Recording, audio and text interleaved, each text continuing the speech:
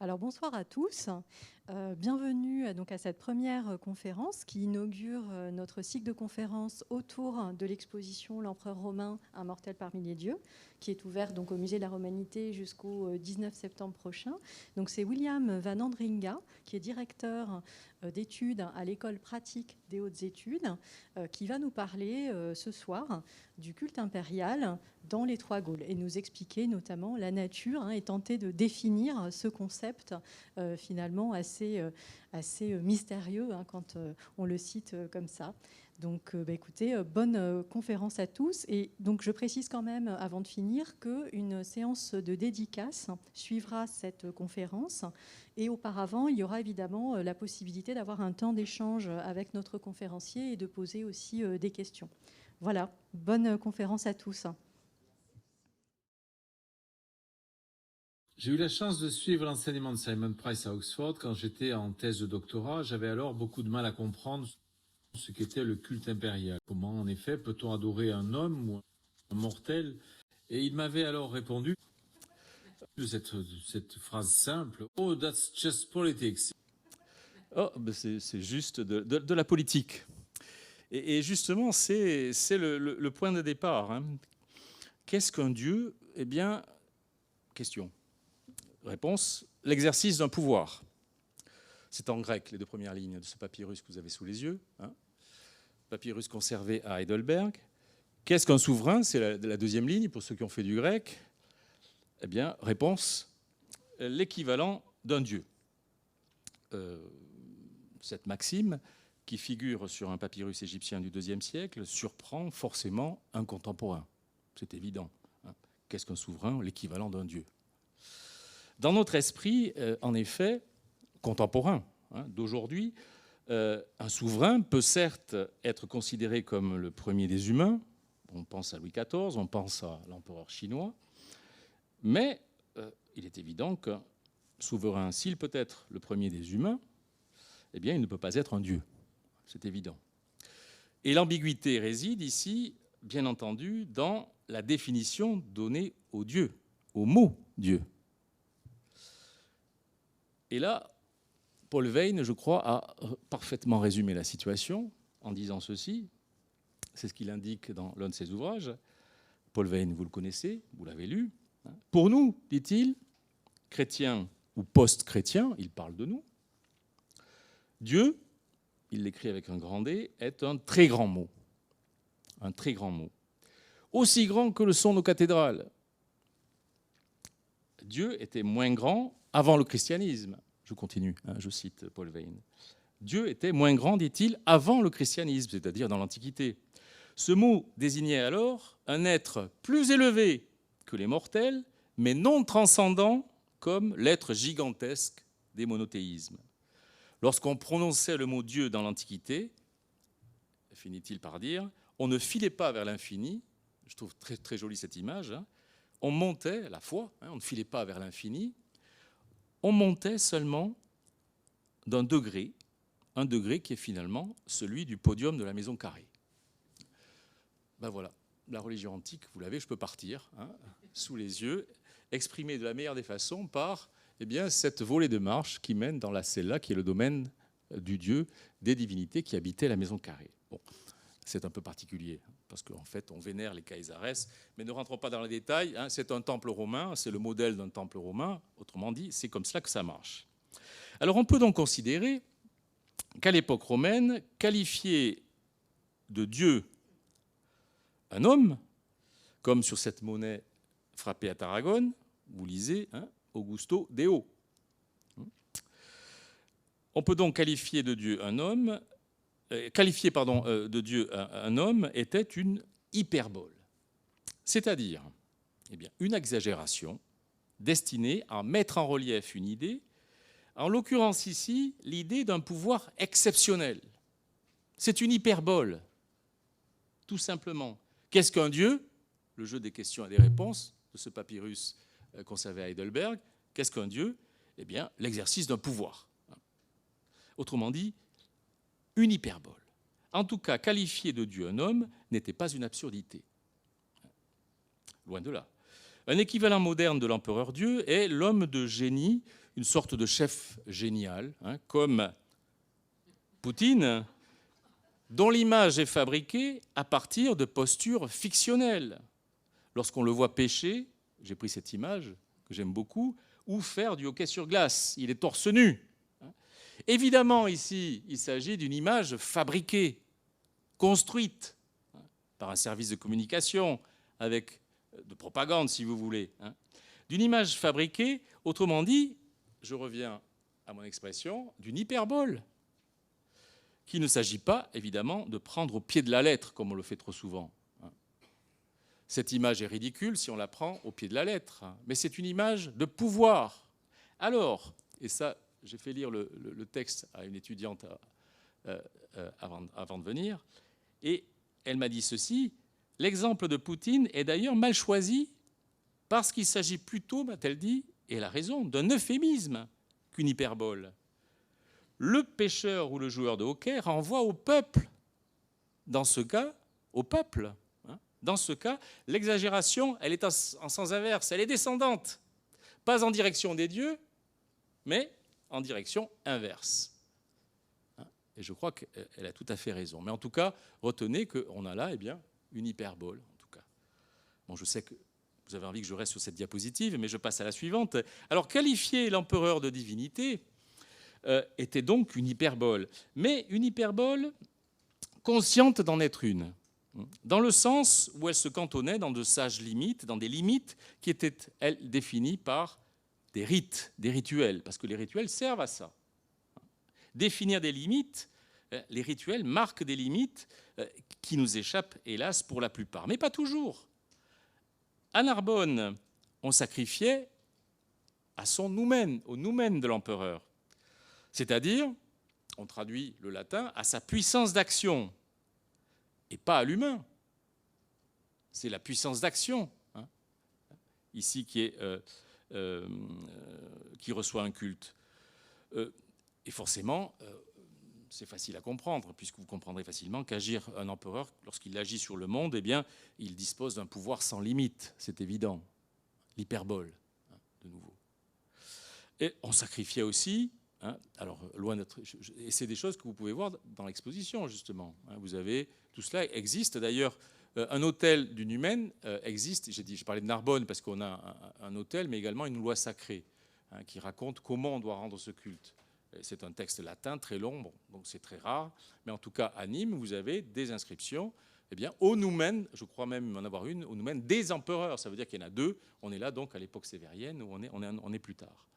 On peut évidemment également sacrifier au dieu, au génie de l'empereur, et même chose, c'est ici un homme à l'époque romaine, on est avec son génie. Et lorsqu'on meurt, le génie meurt avec nous. Autrement dit, ici, on pouvait tout à fait vénérer le culte du génie de l'empereur, comme à la maison, on vénérait, ou on portait un culte, je ne sais pas si le terme de vénérer est tout à fait juste, mais en tout cas, on rendait un culte au génie du pater familias, du père de famille. Généralement, et c'est ce qu'a expliqué Simon Price, dont je vous ai parlé en introduction, c'est ce qui, dans son livre magnifique écrit publié en 1984 sur le culte impérial nazi mineur, il explique, il dit que la plupart du temps, on sacrifie au Dieu pour l'empereur, pour le salut impérial. C'est lui qui tient le gouvernail.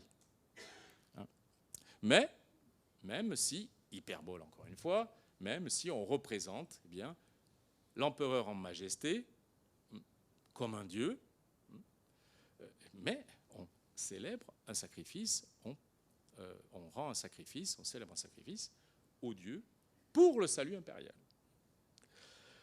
Un exemple merveilleux, alors qui figure dans le catalogue, ou très joli, je ne sais pas s'il est merveilleux, mais il est très joli. Nous sommes à la Grofezinck, chez les Ruthènes, Rodez, la cité des Ruthènes. La Grofezinck est un grand centre de poterie, vous le savez, bon. Et vous avez sûrement des céramiques sigillées de la Grofezinck dans les vitrines du musée.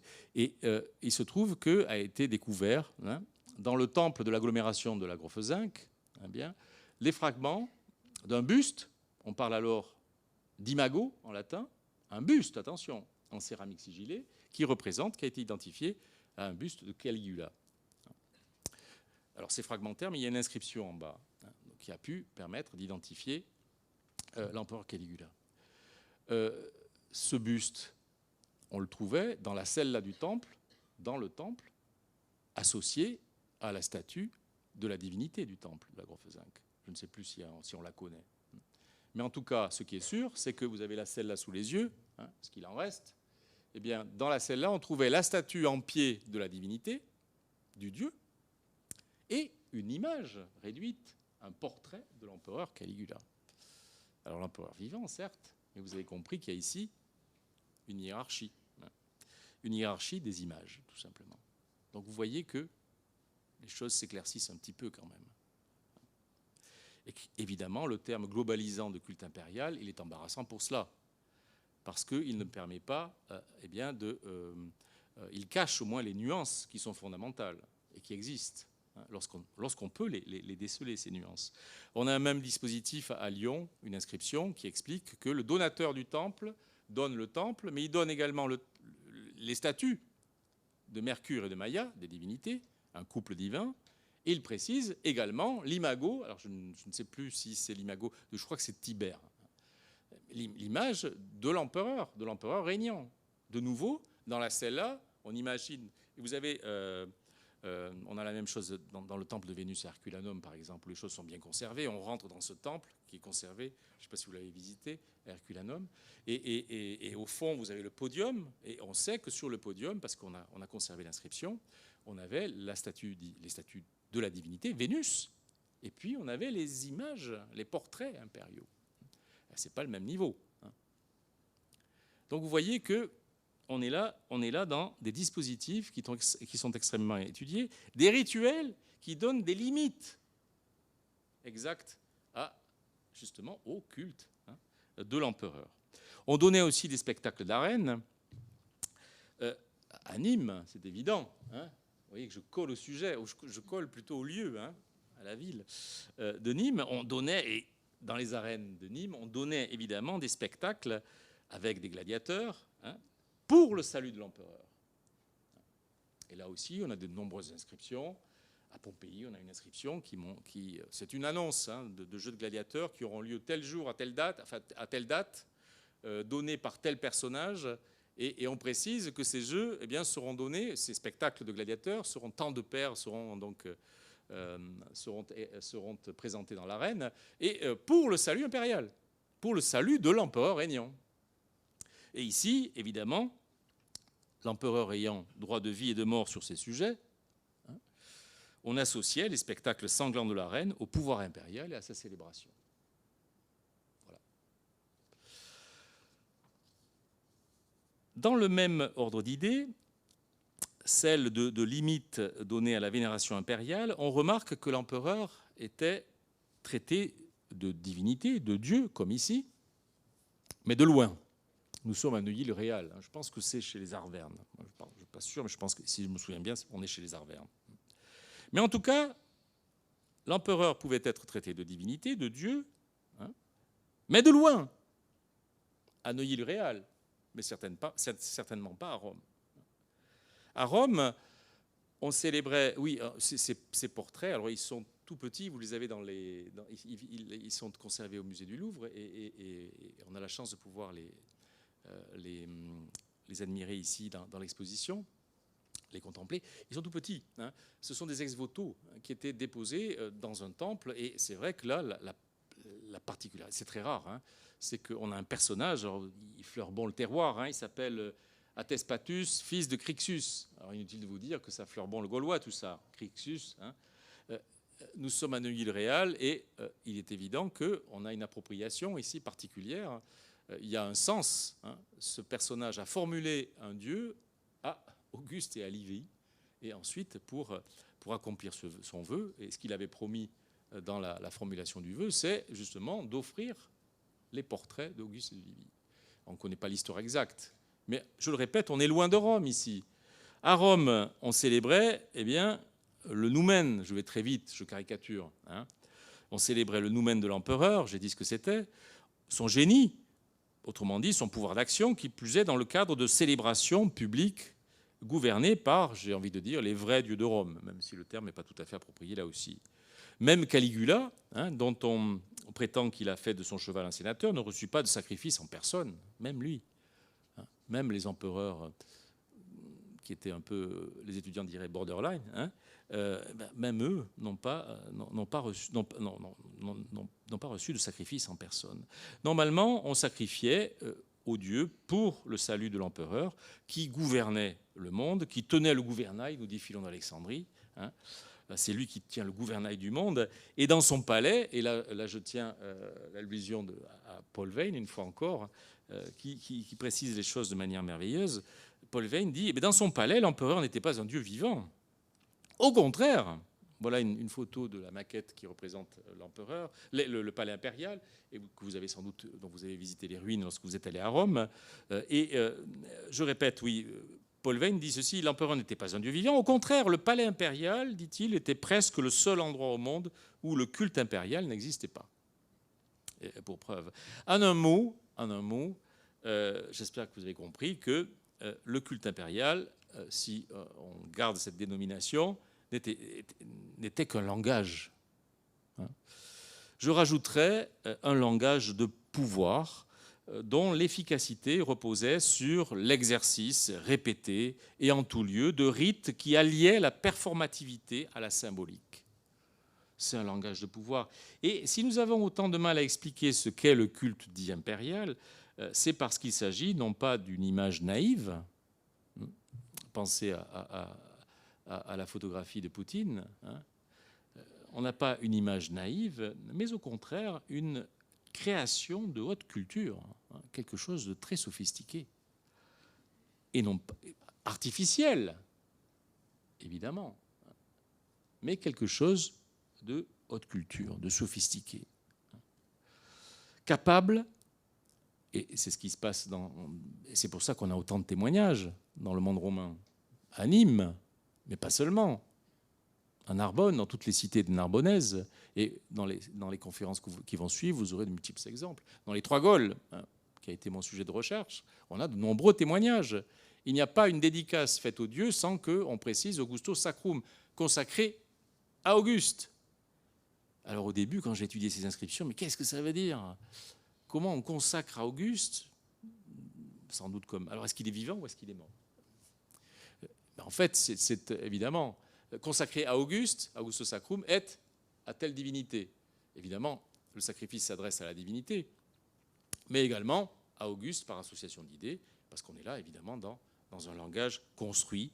Encore une fois, un langage capable de faire exister un pouvoir hors norme qui rentre en contradiction avec les institutions, parce que c'est là un peu la subtilité du phénomène. C'est pour ça que je parlerai je suis tout à fait d'accord avec cette idée d'une création de haute culture.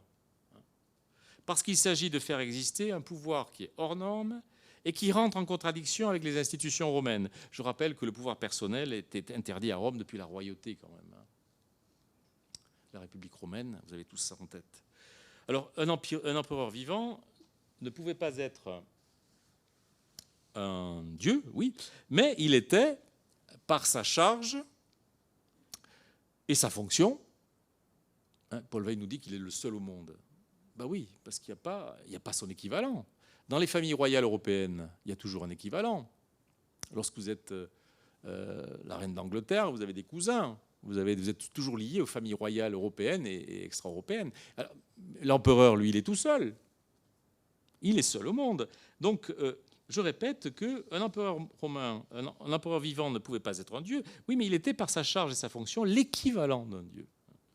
Ce que traduisait parfaitement l'organisation des cérémonies célébrées à Rome, à Lyon, pour prendre ces exemples, je vais y arriver, et dans le sanctuaire, pour revenir à Nîmes, parce qu'on se trouve à Nîmes, dans le sanctuaire de la Fontaine à Nîmes. Dans ce lieu, alors où est-il le sanctuaire de la Fontaine ? Le voilà. Dans ce lieu que vous connaissez bien, sanctifié par la résurgence de Nemausus, attention, le sanctuaire est consacré à Nemausus, c'est la divinité du lieu, c'est la divinité qui habite la source, qui est aménagée à l'époque romaine, qui est sans doute aménagée, ou je ne sais pas si on le sait, mais en tout cas peut-être aménagée auparavant. mais en tout cas aménagée à l'époque romaine, et les Romains savent faire ça. Hein, c'est la divinité qui habite la source, qui a même donné son nom à la ville, et qui est le lieu, on va dire, identitaire de Nîmes.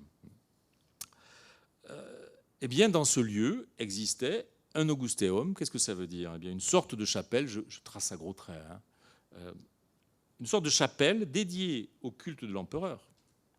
On ne connaît pas l'aménagement exact, mais il est probable qu'un rapport de hiérarchie, il est même sûr qu'un rapport de hiérarchie était ménagé entre Nemausus et Auguste.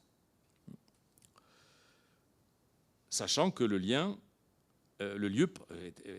était évidemment consacré au dieu Nemausus, je le répète. Finalement, on parlera du culte impérial comme d'une figure de rhétorique. Vous voyez, je fais de la politique, là. Hyperbole, rhétorique, on est en pleine politique, là. Une figure de rhétorique nécessaire à l'expression d'un pouvoir fondé sur l'empereur, un être, je le répète, gigantesque par la charge qui lui incombait. Je le répète encore une fois, eh bien, il s'agit de politique, tout simplement. Ce qui est montré dans l'exposition que vous avez à voir, c'est de la symbolique politique. On vous montre des portraits d'Auguste ou des portraits d'empereurs, des inscriptions d'empereurs, mais on aurait pu tout autant montrer des discours politiques actuels, construits sur de la langue de bois, sur des partis pris idéologiques, sur très souvent des contradictions, construits sur de la rhétorique élaborée ou bon marché, hélas très souvent bon marché, ou construits sur des objets, des rites sociaux qui expriment la majesté, peut-être pas aujourd'hui, mais en tout cas le pouvoir. Bien, tout cela, je le répète, c'est du pouvoir, l'instrument ou l'expression d'un pouvoir, si je reviens à l'Antiquité, grand comme le monde et mis dans les mains d'un seul homme. Ce n'était donc une affaire de religion que pour les habitants de l'Empire romain. Ça l'est beaucoup moins pour nous. Alors pourquoi une affaire de religion ? Oui, je voulais vous montrer, j'ai du mal à suivre cette illustration, mais pour l'exposition, c'est ce que j'ai proposé à Madame Lambert, on aurait pu tout à fait mettre le portrait de Rigaud, de Louis XIV.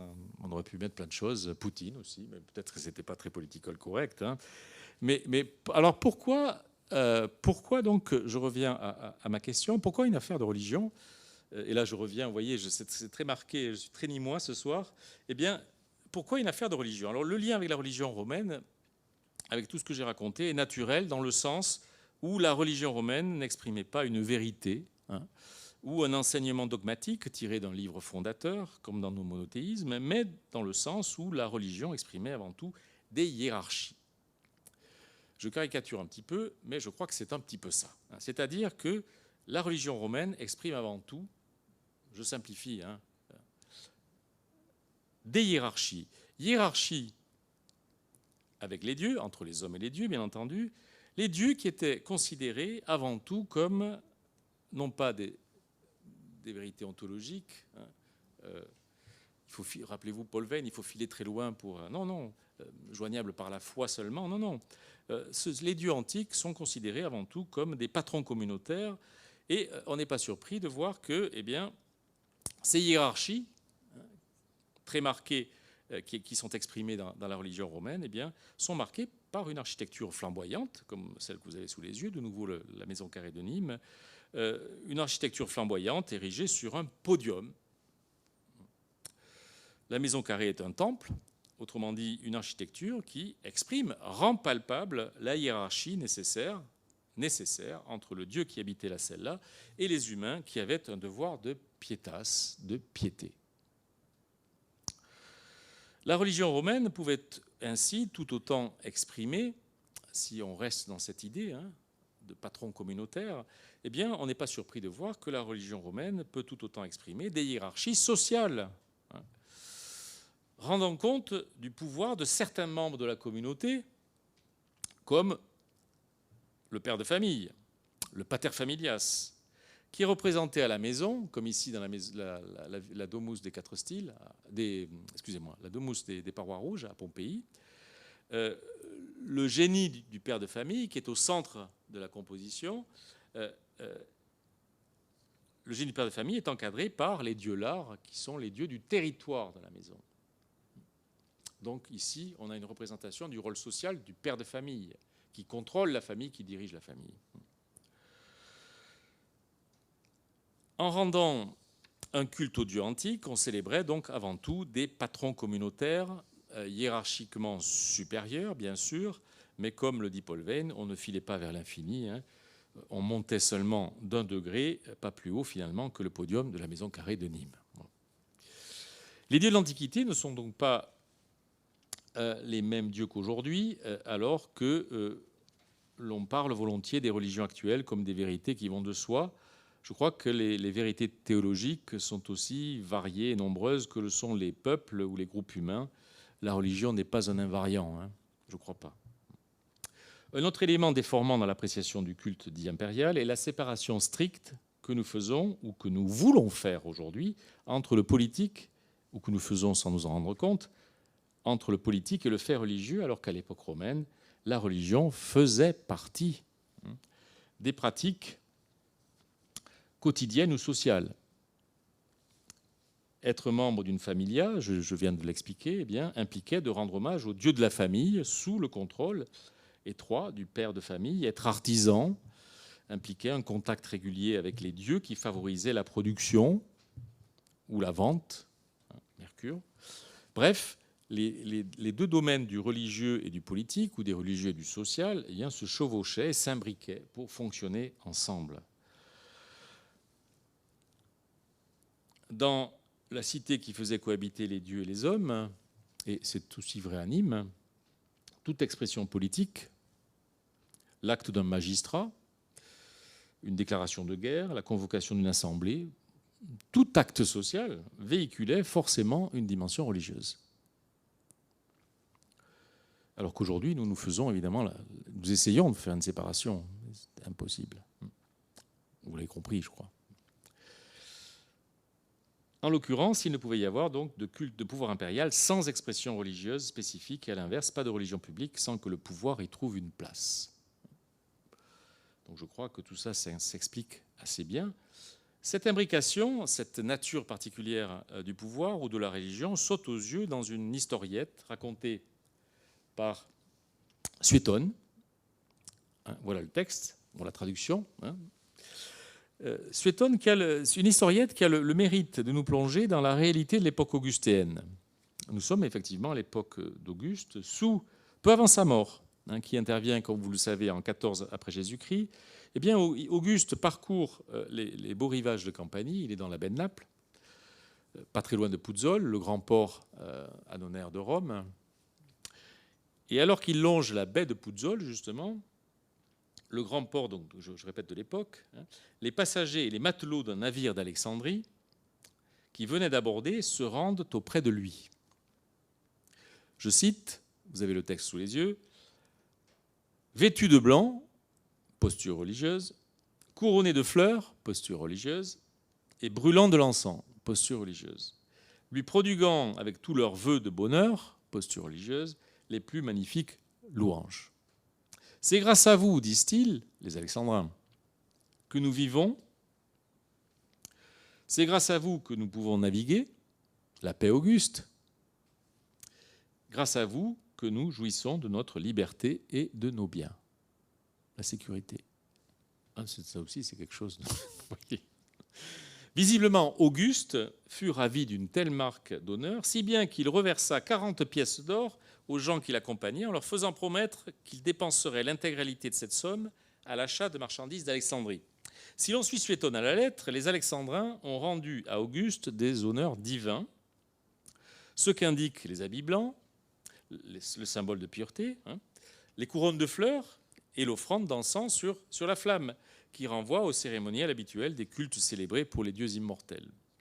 Auguste réagit non pas, bien entendu, comme un dieu, puisqu'il ne l'est pas, mais comme un homme de bonne compagnie, en récompensant son entourage de manière à se rendre agréable aux Alexandrins. Alors, double langage, ben non, car les Alexandrins, qui étaient d'ailleurs connus pour en rajouter, pour en faire des tonnes, hein, dans les honneurs rendus aux grands de ce monde, ont choisi de rendre hommage à la mode grecque, en usant d'isotéotimaï, c'est-à-dire d'honneurs égaux à ceux que l'on rendait aux dieux. Point de culte ici adressé à l'empereur, bien entendu, à l'empereur vivant, mais des honneurs insignes, suprêmes, que l'on devait à celui qui gouvernait le monde, qui faisait régner la Pax Augusta, la paix auguste, et qui ainsi rendait la navigation possible et le commerce des Alexandrins florissant. Ce que rendaient compte les Alexandrins en s'habillant de blanc, en brûlant de l'encens, eh bien que le roi est de stature supérieure à celle des hommes, ce qui est une évidence aussi. Qu'est-ce qu'un dieu? L'exercice d'un pouvoir. Qu'est-ce qu'un souverain? L'équivalent d'un dieu. Et on revient à notre maxime du papyrus de Heidelberg. Le langage adopté par les Alexandrins ne trompait personne, ni Auguste, ni les Alexandrins eux-mêmes. C'est toute la subtilité des honneurs qui viennent couvrir l'empereur à partir d'Auguste et qui consacrent l'empereur pour ce qu'il était. Autrement dit, une personne mortelle. Et là, c'est un magnifique portrait d'un empereur charmant que vous connaissez bien, Néron. Une personne mortelle, mais même lui, même Néron, exceptionnel, car l'empereur, chargé de mission de la Respublica, défunte Respublica, mais toujours là quand même, grâce à l'empereur, et garante de ses intérêts de la Respublica, eh bien, l'empereur restant par définition tout-puissant. Son pouvoir était aussi total qu'insaisissable. Comme les dieux, l'empereur est le représentant d'une espèce vivante particulière et supérieure, l'espèce royale. Et là, on pourrait revenir à notre portrait de Louis XIV. Sa personne est inséparable de sa fonction. Sa puissance ne dépend pas d'un charisme personnel. Il règne de par sa nature de souverain, tout simplement. Et c'est ce qu'explique très bien Paul Veyne, là encore. Si un dieu revenait parmi les hommes, disait Platon, nul autre que lui ne pourrait être leur roi. Si par bonheur un dieu descendait chez les hommes, vous avez vu, il suffit de descendre la volée de marche de la maison carrée, eh bien, il deviendrait automatiquement souverain. De tout cela découle un fait essentiel, qui est celui de la relation étroite existante entre le culte impérial et la construction de l'Empire. Alors, je ne sais plus où est-ce que j'en suis. J'ai peut-être oublié.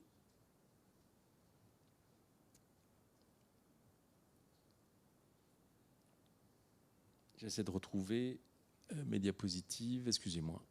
Voilà, ici. Alors, la relation étroite existant entre le culte impérial et la construction de l'Empire. Alors, je vois que le temps passe, je serai beaucoup moins long, mais finalement, une fois qu'on a compris ça, eh bien, la suite découle, ça coule de source, parce qu'il est évident qu'à partir du moment où on a compris ce qu'était le culte dit impérial, eh bien, on voit bien on comprend bien pourquoi il est étroitement imbriqué à la construction de l'Empire, qui est un système politique, bien entendu. Et pourquoi le culte dit impérial s'est immiscé partout? Parce qu'il fait la relation avec l'empereur, tout simplement. Donc les gens ne sont pas avides de culte impérial, c'est pas le problème. Non. Mais le culte impérial sert à faire le lien, à la construction, les liens nécessaires, comme dans une entité nationale, faire du lien communautaire. Alors, culte impérial et communauté provinciale, la construction de l'Empire. Je crois que le fait que Dion Cassius dise ceci, nous sommes en 29 avant Jésus-Christ, soit 2 ans après Axiome. Autrement dit, au tout début du Principat augustéen. On pourrait être beaucoup plus loin, c'est-à-dire le temps qu'Auguste s'installe, et ensuite, eh bien, il organise un système de propagande, par exemple. Non, ça se fait en même temps. Il devient Auguste en 27, et nous sommes en 29, 2 ans avant. Dion Cassius, il résume la situation de manière parfaite en disant « Octavien », vous avez le texte au tableau, Octavien, c'est Auguste, avant d'être Auguste. Permis qu'il y eut à Éphèse et à Nicée, nous sommes en Asie mineure, en Turquie actuelle, des sanctuaires dédiés à Rome et à son père César, qui était effectivement divinisé, qui avait reçu le titre de divus, auquel il donna le nom de héros. C'est l'équivalent de divus, évidemment, du latin divus. Il ordonna aux colons romains, aux citoyens romains, consistantes, c'est-à-dire qui sont établis, installés dans la province pour commercer le plus souvent, qui y résidaient, d'honorer ces divinités, Rome, la déesse Rome, et le dieu César, et il autorisa les étrangers, qu'il appelait les Grecs, autrement dit les gens soumis, à lui consacrer, il autorise les Grecs, qui sont des étrangers, à lui consacrer un sanctuaire à lui-même. Il autorise, il ne demande pas. Pour les Asiatiques à Pergame, pour les Bithyniens à Nicomède. Cet usage se perpétua depuis lors sous les autres empereurs, non seulement chez les populations helléniques, mais encore chez toutes celles qui étaient soumises aux Romains. À Rome même, en revanche, et dans le reste de l'Italie, aucun empereur, à Rome même, on en a parlé, et en Italie, dans le reste de l'Italie, aucun empereur, en tant soit peu digne de considération, n'osa faire cela. Il n'y a que Athès, je ne sais plus quel est son nom, le Gaulois de Neuilly-le-Réal, qui ose faire ça, le fils de Crixus. À Rome même, en revanche, et dans le reste de l'Italie, aucun empereur, en tant soit peu. Cependant, les bons empereurs y reçoivent aussi des honneurs divins après leur mort. Je crois qu'il en sera question dans les conférences qui suivront. Et on leur construit notamment des temples. Certes, la situation décrite concerne les cités de langue grecque et une relation au souverain particulière à l'Orient méditerranéen. On ne va pas rentrer dans les détails. Toutefois, dans la forme des honneurs consentis, Octavien distingue à l'origine les cités privilégiées, Éphèse et Nicée, et les communautés de citoyens romains installés en province, des cités étrangères, autrement dit intégrées à l'Empire, mais qui n'avaient pas le statut romain. Pour les premières, les cités peuplées de Romains, le culte faisant le lien avec Rome, prenait la forme d'une association des deux divinités pleines et entières, la déesse Roma et le dieu César, effectivement divinisés officiellement après la mort. Les secondes, qui avaient le statut d'étrangères, eurent l'autorisation d'élever des autels et des temples consacrés à l'Auguste vivant, en totale contradiction avec les lois romaines. Ambiguïté encore, vous l'avez compris, qui peut s'expliquer. Ça, je crois que ça s'explique simplement. D'abord, l'attitude d'Octavien renvoie bien à deux situations de pouvoir distinctes, l'une liée aux institutions romaines, les colonies, les cités romaines, les citoyens romains, l'autre à des populations soumises, donc de statut inférieur. Cela d'autant plus que les provinciaux n'étaient pas au même niveau que les Romains de Rome. Ils voyaient donc l'empereur plus loin, plus haut, et ce qui légitimait du coup le ton différent adopté par Octavien et repris par ses successeurs, les successeurs d'Auguste. Rappelons que cette relation dissymétrique entre les gouvernés et le représentant du pouvoir est normale à cette époque. On a une relation dissymétrique, mais qui est tout à fait normale. Il faudra attendre, n'oubliez pas, le XVIIIe siècle, le siècle des Lumières,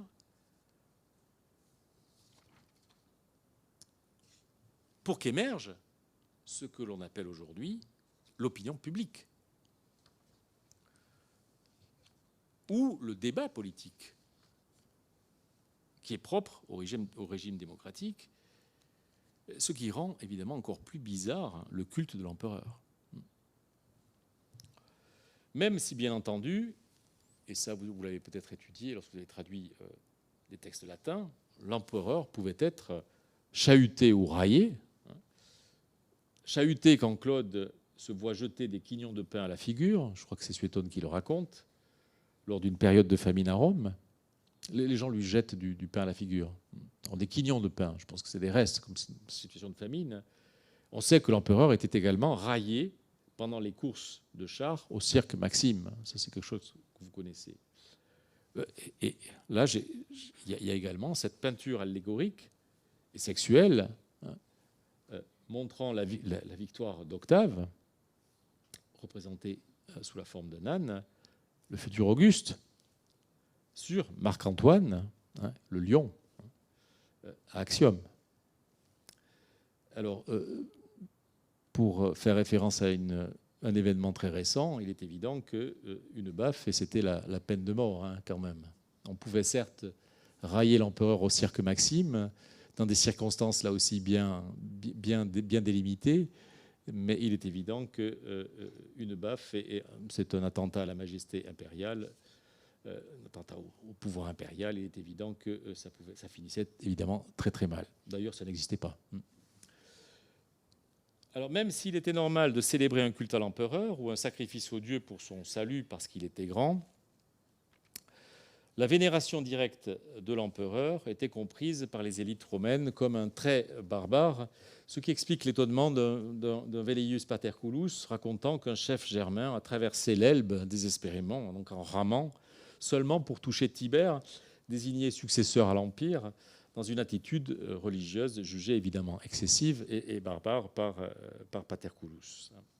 Pour les populations soumises ou en cours de soumission, les représentants d'Auguste respectaient ce principe, établi par Dion Cassius, on l'a vu, en établissant des autels à Auguste, de son vivant, associés ou non à la déesse Roma. On a cet exemple sur le front espagnol, des autels dits cestiens, du nom du gouverneur Cestius, évidemment, qui sont établis à Auguste. Et on a également un exemple que vous connaissez sans doute, qui est l'hôtel de Rome et Auguste à Lyon, fondé par Drusus, un représentant de la famille impériale, en 12 avant Jésus-Christ. On a là un hôtel consacré à Rome et à l'empereur vivant, Auguste. Nous sommes en 12 avant Jésus-Christ. Alors, j'avais prévu de vous parler longuement de l'hôtel de Lyon. Et comme il ne me reste qu'une minute, je ne vous parlerai pas longuement de l'hôtel de Lyon. Il faudra revenir. Mais comme vous avez suivi ce que j'ai raconté jusqu'à maintenant, vous avez compris que, ce que j'ai indiqué sur la diapositive, que ce sanctuaire consacré au confluent par Drusus, d'ailleurs pas consacré par Drusus, je fais une erreur, il est consacré, si je me souviens bien, par les peuples gaulois eux-mêmes. Le sanctuaire, Strabon nous dit bien, le sanctuaire est dédié par l'ensemble des peuples gaulois à César Auguste, évidemment. S'élève devant la ville à la jonction même des deux fleuves. Alors vous avez compris que, évidemment, le lieu ici n'est pas anodin, il n'est pas le fait du hasard, mais on a là l'établissement d'un lieu éminemment politique, Alors, de la religion, certes, oui.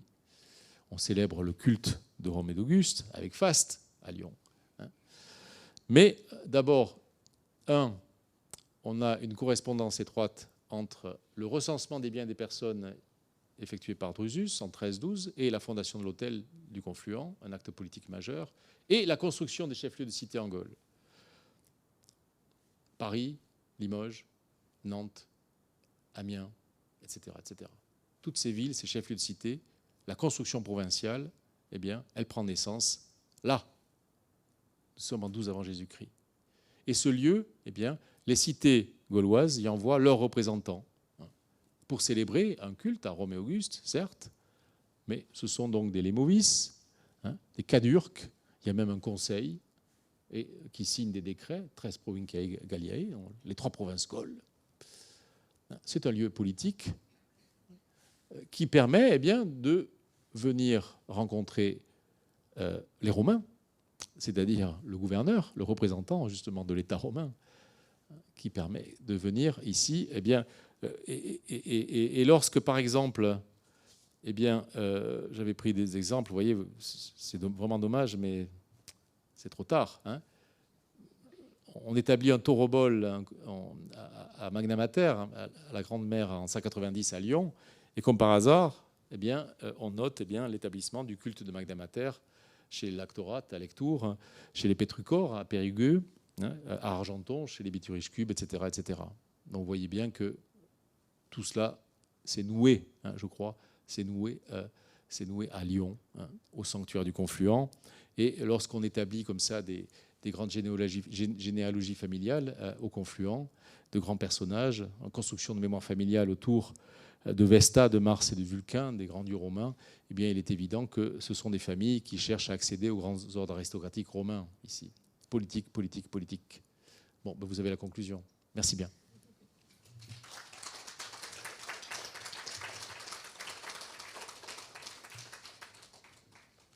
Et je crois qu'il est prévu une séance de questions si vous en avez. Et si vous avez une question, il faut demander le micro.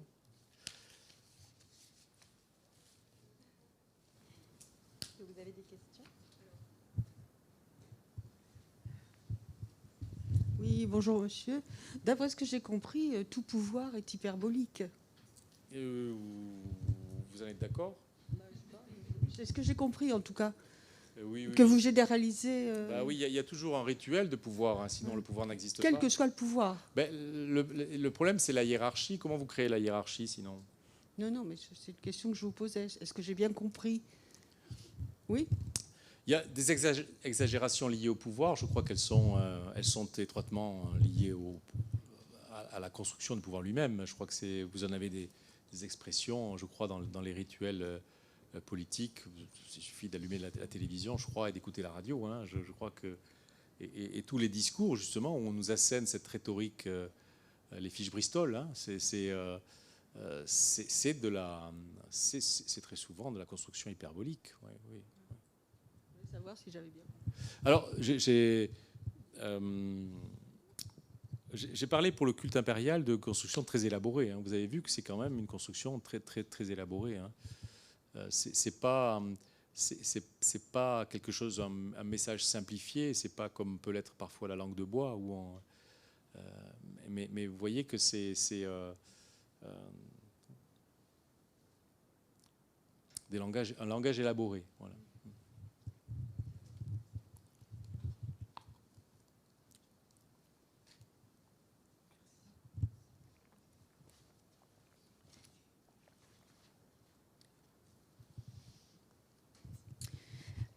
Bonjour et merci pour cette conférence. Mais est-ce que le fait que l'empereur ne soit pas, qu'il n'y ait pas de culte de l'empereur à Rome, n'est pas lié au fait que ce soit une république, alors que les colonies n'étaient pas soumises à ce genre de... Alors le culte impérial existe effectivement à Rome avec des nuances particulières. Oui, quand ils sont morts. Voilà. Quand ils sont morts, pour le génie, le noumen, on parle. Donc c'est vrai que le culte dit impérial recouvre un grand nombre d'honneurs et une gradation importante d'honneurs différents rendus à des. Et il y a aussi les événements, les circonstances, l'anniversaire de l'empereur, un acte politique important où l'empereur revêt une telle ou telle distinction, telle ou telle fonction. Républicaine, très souvent d'ailleurs d'origine républicaine, hein, mais cela donne lieu à des honneurs rendus, hein, à l'empereur. Donc il y a du culte impérial à Rome. C'est dans son palais où là il y a quand même. Mais tout ça est très, vous avez compris, très très étudié, très. En fait, le rituel, c'est ce que j'ai indiqué, les rites, les partitions gestuelles et rituelles permettent de donner des limites très précises, hein, au culte de l'empereur, au culte rendu à l'empereur. Et ensuite, bon, vous avez à l'autre bout de la chaîne, si on peut parler comme ça, notre ami là, qui lui, il formule un vœu à Auguste et à Livie comme si c'était des divinités. Et en l'occurrence, elles peuvent être considérées comme des divinités. Ça rejoint la maxime donc du papyrus de Heidelberg.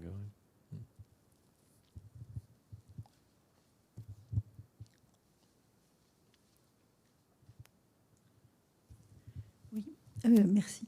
Vous avez dit que le culte impérial était quelque chose de très élaboré. Justement, je voudrais savoir s'il y a eu des évolutions dans la construction du culte impérial entre le début de l'accès au pouvoir d'Auguste et à Nîmes, c'est très tôt le sanctuaire.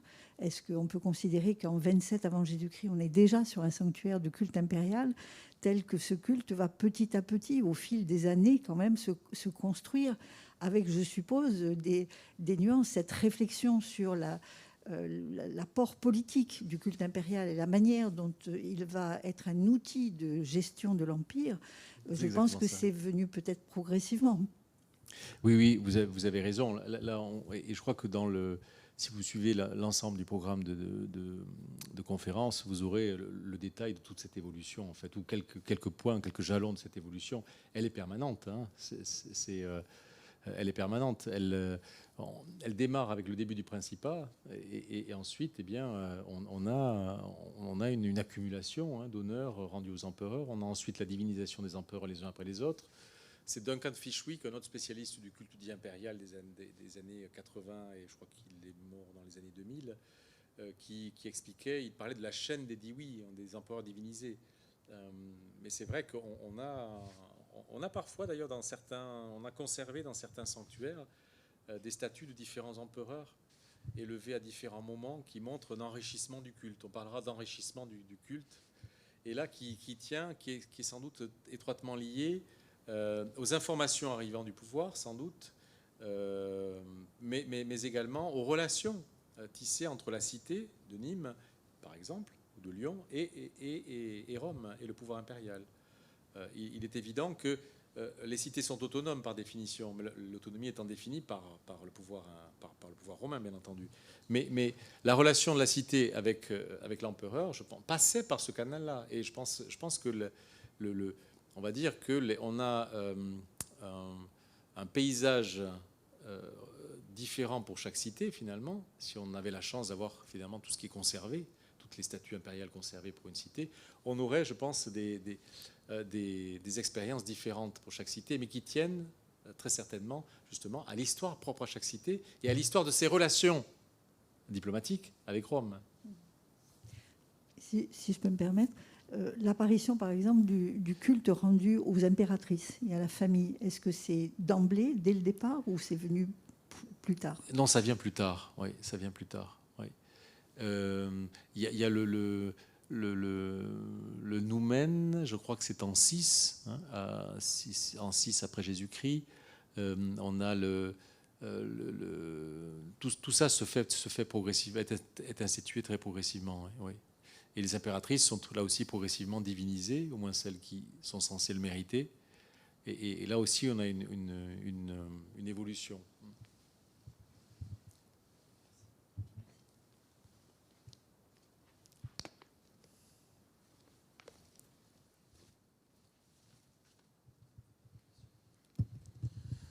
Alors, si je comprends bien, la qualité, la divination d'un empereur mort a été faite par les hommes, par les sénateurs. Alors c'est tout un protocole. Oui. Ouais, je crois qu'il en sera question. Je ne sais pas si c'est John Scheid qui va en parler ou mais un conférencier, je crois, ou c'est Frédéric Hurlet qui va en parler. En effet, c'est tout un protocole. Hein, c'est une cérémonie organisée et qui en effet fait de l'empereur un dius. Hein, donc, et là, en revanche, c'est le rituel hein, qui d'abord c'est décidé par les sénateurs. Vous avez parfaitement raison. C'est le Sénat qui décide donc la divinisation de l'empereur mort.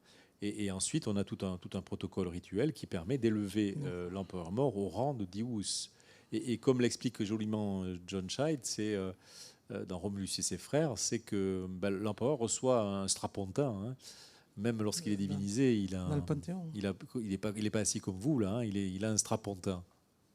Donc ça veut dire qu'il est dans le Panthéon. Il est dans le Panthéon, mais à un rang secondaire. Hein, un rang secondaire. Donc la gradation continue. Elle reste comme pour les esclaves libérés qui restent affranchis, qui gardent la tare de l'affranchissement quand même. Donc c'est la même chose. Hein, oui. Mais vous avez raison, oui, c'est décrété par le Sénat. Ma question, c'était est-ce qu'il n'y a pas un genre d'antinomie au fait que ce soit des hommes qui donnent la qualité de Dieu à un autre homme? Je crois que C'est une question que je reposerai peut-être à M. Scheid. C'est les hommes qui font la religion, non? Je ne sais pas.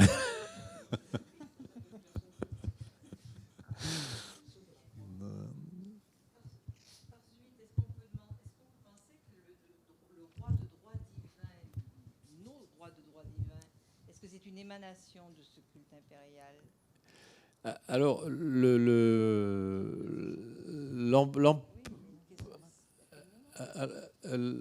c'est ça. Alors Louis XIV, il a Dieu au-dessus de sa tête, hein, mais l'empereur romain, il a la République quand même, la Respublica. Hein, il est le représentant de la République. Hein.